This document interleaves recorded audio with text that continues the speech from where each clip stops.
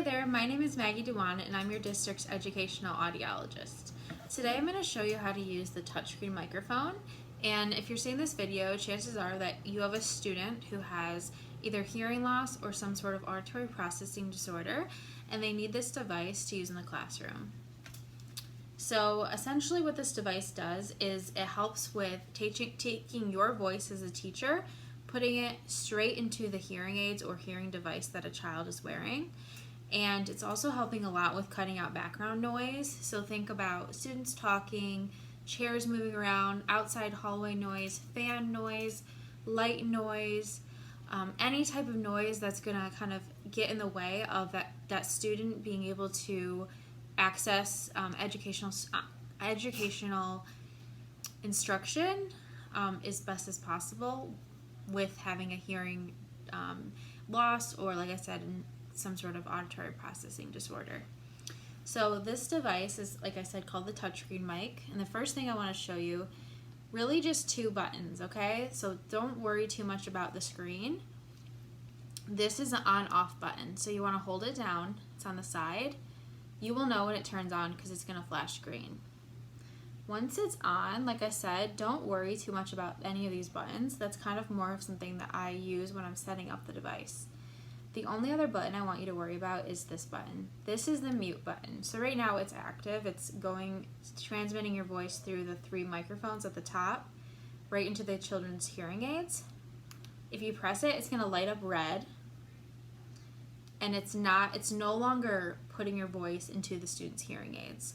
So essentially, their hearing aids are just acting normally, but as soon as you press it again, it's going to reconnect to the student's hearing aids, and they're going to hear your voice through the microphones. Now, a good time to mute the device is really anytime you're talking to another student, you're in the hallway talking to another teacher, taking a break.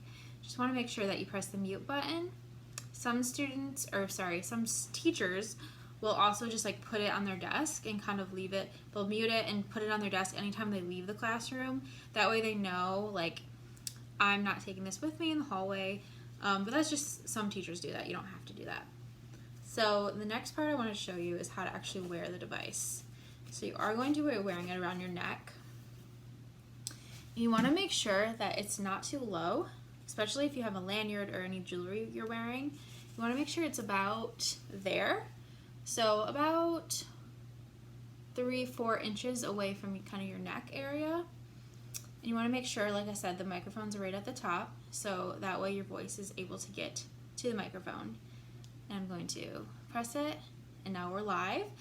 And a lot of times, teachers, especially in the beginning, they will make sure that the student can hear them, and you can ask them a question. You don't have to do that. You don't have to bring it up to your mouth. It's going to definitely take your voice right from this position.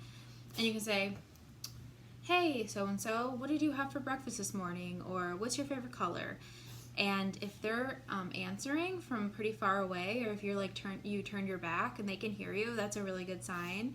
That means that this is working. And that's another reason that it's nice is whenever you're teaching and you turn your back, they don't have to always follow your lips because they are able to hear you through this microphone. So it's a really great device. I want to show you two other things about this device that make it really special. So this is a charger.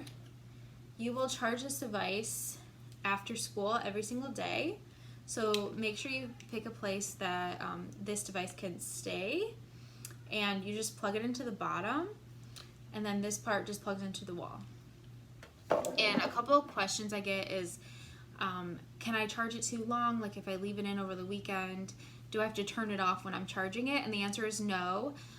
It will not overcharge, and you do not need to turn it off. I actually say don't even bother with turning it off ever, because as long as you're charging it every night, it's completely fine. So the other cord I want to show you, so for the aux cord, it's going to have one of these on each side, and this is going to connect your student's hearing device to their computer. So it will stream anything that's going on in their Chromebook or their laptop or their iPad, and it's going to go right into their hearing device. So you want to plug it in at the bottom here, and then the other end of this cord is going to go into the to the audio cord or audio jack of the computer. So think like the headphone jack, anything like that, that'll go right into that part of the Chromebook. And that way the audio from the computer will go straight into the hearing aids.